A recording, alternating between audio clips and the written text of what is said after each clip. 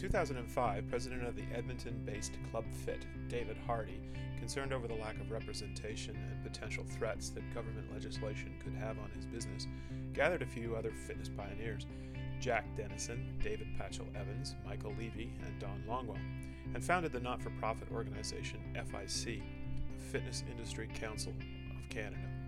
Now considered the voice of the Canadian fitness industry by provincial and federal governments, international fitness associations, and the roughly 5,000 fitness clubs across Canada, FIC is taking on the topics that are important to the industry it represents: child tax credits, adult tax credits, HST, consumer protection legislation, unfair representation in the media, and music licensing tariffs, to name a few. We sat down with David and asked him to tell us a little about his organization and to give us an update on what FIC has been working on recently.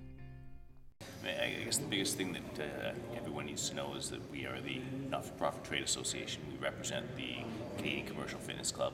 It's about 5 million members across Canada that we believe are in the commercial fitness industry.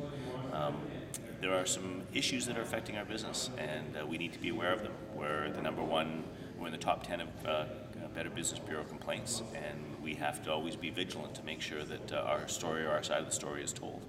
A couple of the issues that are big today are HST that's happened in British Columbia and Ontario. By passing HST, they've essentially put a tax on fitness clubs that wasn't there before. The provincial sales tax didn't apply to gym memberships or personal training, but HST effectively put a tax of 8 or 9%. We've done as much as we can in Ontario. We had a lobby there up on the hill where we had about 200 or 300 people show up. It was a great event.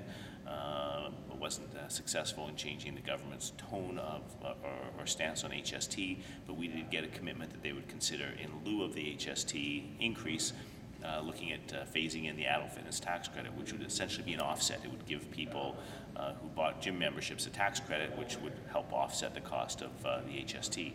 In British Columbia, they're right now going through a plebiscite on the HST, and there's a reasonably good chance it could get rescinded.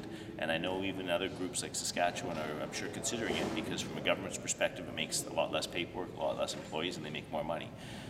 So we have to be vigilant and stay on top of that. So it's a big issue. Other issues that we're watching and very concerned about are music tariffs.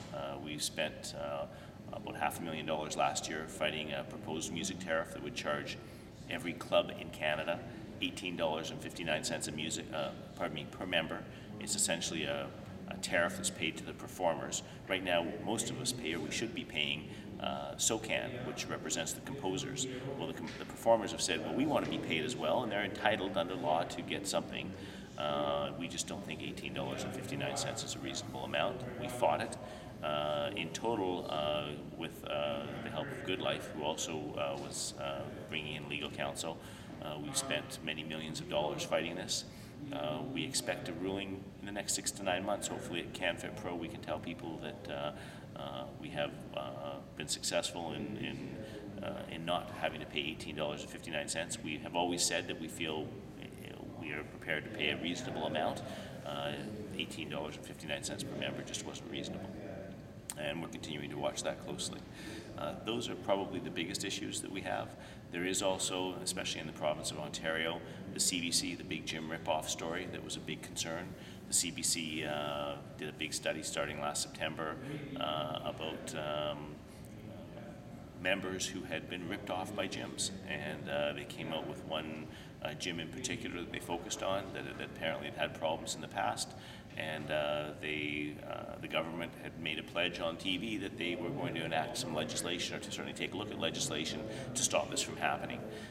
We have intervened. We have a meeting with that ministry to try to ensure that our voice is heard, and that the entire industry is not doesn't get a black eye as a result of perhaps one operator who's being singled out.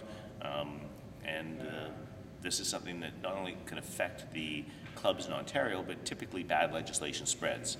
If you have legislation that comes in one province, in many cases it goes to other provinces. And so we want to ensure that we stay on top of this and that we are involved at the very beginning. So that's another area that we're watching very closely. Out of that came one of the questions the CBC asked us is, do we have a code of conduct as an industry association? We said, well, no, we don't, and quickly we are working on putting together our own code of conduct. And the reason for that is if there are issues with, if we get into a situation where a government looks at enacting some legislation, it's a whole lot better to give us our proposed code of conduct and use that as a template to work from rather than have them completely work it up on their own. And it's also something as an industry that I believe the vast majority of our club members, our club operators, would adhere to. I believe that the vast majority of people in this industry are fair and honorable people. We're in this business because we want to help people, and we want to make sure that we stand behind a code of conduct that is something that's reasonable for everybody. You mentioned Good Life as one of your key supporters. Can you tell us about some of the other supporters that you have? Some of the commercial operators, some of the clubs in Canada, who are currently supporting FIC and. We have clubs from all across Canada. Curves International is a great supporter. The World Health Club group, Fitness World in British Columbia. As I said, Good Life. And then we have many, many small clubs all across Canada that contribute. Essentially, we ask clubs to contribute the equivalent of one member. $42 a month, $500 per year per club. And we run on a budget typically of about $250,000 a year. That pays for one full-time staff. We have a public relations firm that we work with that helps us out and helps us lobby on issues of importance. And then we have a number of part-time and contract employees that allow us to do newsletters and translation and other things. But for the most part, we're a trade association that operates with one employee, and we're really completely funded by the contributions of our club operators. And going with that, I don't think people recognize the negative impact that can happen to their businesses with one bad piece of legislation. Think about if this music tariff had gone unopposed. If you had a 1,000-member club, you could have an $18,000 per year tariff that would have immediately been slapped on you. We stopped it. Hopefully we'll be successful in reducing that significantly. And really all we're asking for our clubs is help us out. Let's all pitch in a little bit in the pot, $500 per year per club, and we can ensure that we have a voice to protect our industry. We all buy insurance on our businesses. This isn't really much different. It's buying insurance on the type of legislation or other factors that can impact us if we don't stand as a unified voice. FIC is a not-for-profit association. You receive contributions and support from commercial companies with a vested interest in what happens to the industry in Canada, from the fitness chains that represent approximately 35% of the industry, and from the independent clubs that make up the other 65%. With the majority of clubs in Canada being single, smaller facilities, how important is it to have the independent support? There's no question that the small club operators often feel that someone else is going to take care of it for me. But the reality is, without the small club operators, we don't have enough money to operate. The big clubs take, and we're asked this continually, how many of the small clubs are contributing and helping out, and that helps impact and it leverages what we're able to collect from the bigger clubs. So by not having small clubs contribute, it is a multiplier effect. A small club gives us $500, I can leverage that into $2,000 from the bigger clubs. And so it's very important that we have the small clubs help us out. And a lot of times, being a small club operator, it's a tough business. You are chief cook and bottle washer, you're doing everything. And a lot of times you don't have time to get involved in some of the public policy issues, and we respect that. But this is a small contribution that you can make to ensure that probably one of your biggest assets is protected. And we need to have the small clubs to help leverage our ability to collect from the bigger clubs.